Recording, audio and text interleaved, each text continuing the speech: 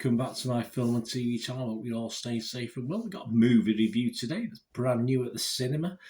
You might have seen previews, but it's due for release on the 31st of March. This one, I'm recording this on the 24th of March, so a good week ahead. But yeah, if you're lucky enough to get to see a preview copy of this, we're going to look at a big budget one, $150 million, which is quite a lot of spending these days of post-COVID.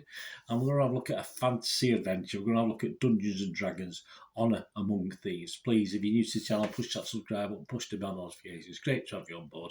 Everything film and TV, of course, reviews, information, vlogs, the odd quiz thrown in every now and then, stuff like that. So get on board, and if you're getting on board and pushing buttons, if you can just press that little thumbs up button, make an old film and TV watcher very happy. I'm trying to get about 10 to 15. It's not a massive target, but sometimes I can get there, other times I can't. So if you can help me towards that target, I'd be most appreciative. And the big stumbling point for me was the length, 134 minutes. All right, that'll include the credits, etc. But a long time, 2 hours, 14 minutes. And it's a fantasy heist action comedy, that's what they're saying. Directed by Jonathan Goldstein and John Francis Daly, who co-wrote the screenplay with Michael Gillio from a story by Chris Mackay and Gillio himself. Based on the tabletop course role-playing game Dungeons and Dragons, it's set in the Forgotten Realms campaign setting. There you go. If you're into Dungeons and Dragons, you know what that means. Not particularly. I used to play. I think I had the Dungeons and Dragons basic game when the kids were little, but it's not something I've ever done recently. It's got no connections, of course. They're very, very quick to announce this. No connection at all to the film trilogy that was released between 2000 and 2012. I quite like the first one. I thought it was all right. The film stars Chris Pine, Michelle Rodriguez, Bridget Jean Page, Justice Smith, Sophia Lillis, and Hugh Grant. Yes, good old Hugh Grant. Dungeons and Dragons: Honor Among Thieves was released in the United States and the rest of the world on or around March 31st, 2023.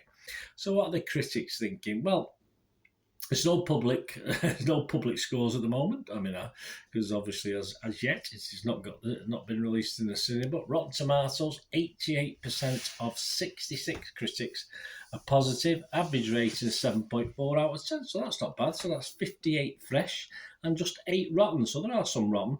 Helen O'Hara, though, she's not. She's from Empire Magazine. She said, reveling in its own ridiculousness, but finding an emotional core too. This is wildly entertaining high fantasy meets low comedy. Owen Gleeman from Variety said, it's at once cheesy and charming, synthetic and spectacular, cosily derivative, and rambunctiously inventive. There you go. She swallowed a dictionary. A processed piece of drunk culture joy that by the end may bring a tear to your eye. Actually, yeah, a little bit, I must admit, but you always expect a bit of sentimentality in these things as well.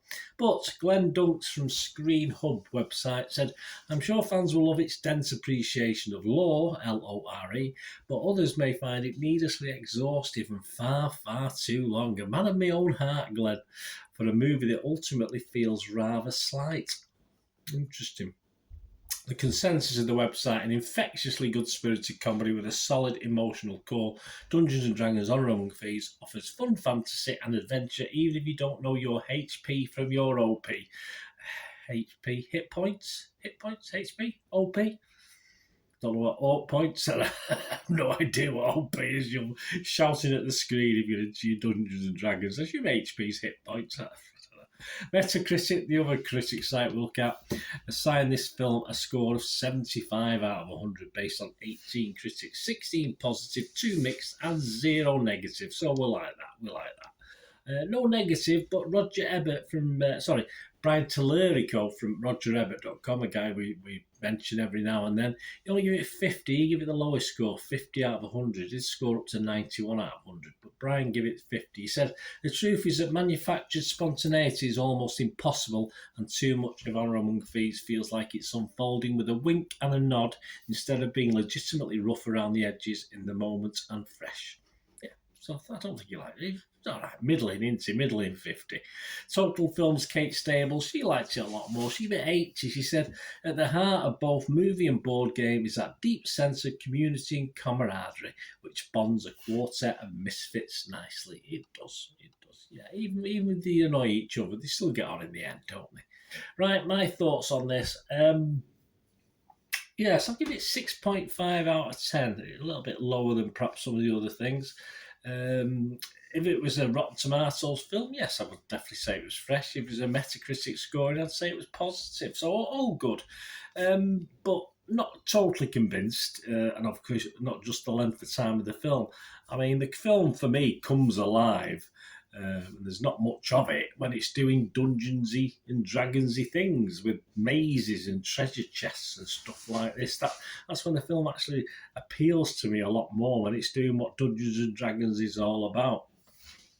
The characters, yeah, very investable, led by, of course, Chris Pine. The humour for me, though, was generally weak. It's a bit, of course, cheesy, but just you can be cheesy and good. This for me was cheesy and weak, but it's no doubt it's been well put together. Of course, I spent $150 million on this. Of course, it's been well put together. Some good special effects throughout, and say $150 million is not small change, is it? But yes, just to justify that cost, they do drag it out. I did get a little bit bored at times, and at 2 hours plus, with about 2 hours 5, 2 hours 10 minutes, if you ignore the credits, it's just too much. It's just too long. There's not enough story in it to do it, but they got to justify spending 150 million. So if they gone to the editing room and chopped 30 minutes off it, they probably would have got in trouble saying you can't spend 150 million dollars on a film that lasts an hour and a half. But hey, why not? Why not? If that makes it a better film for me, you could have chopped 30 minutes out of this without any real detriment to the story. No bells and whistles. We have a quest for a group of mismatched heroes who become buddies and friends, and we want to stick up for a baddie or two, which is always nice to have to take care of along the way. And generally, I just thought it was a safe interpretation. Nothing special. It was okay to good. That's why I give it a 6.5. But yeah, perhaps wanted a little bit more from the reviews. I did read some critics' reviews before, and I was expecting just a little bit more than what we get. And as I said, please, you don't have to go on for over 2 hours. An hour and 45, something like that. That would have probably been fine with 5 or 10 minutes credits. That would have been ideal. And but I do feel that the more expensive a film is, the longer they want to put. The less they want to cut out on the editing side, which. Just for me, doesn't always work. Let me know what you think, guys. And it would be great to hear from you once you get to watch this. What you think? As I say, it's okay. But as I said, I quite like the original Dungeons and Dragons, but not many people did. I don't think number one. So let me know anyway. It'd be great to hear from you. Thanks for watching. Till we meet again. That's one thing. Don't want, please stay safe, everyone. Bye for now.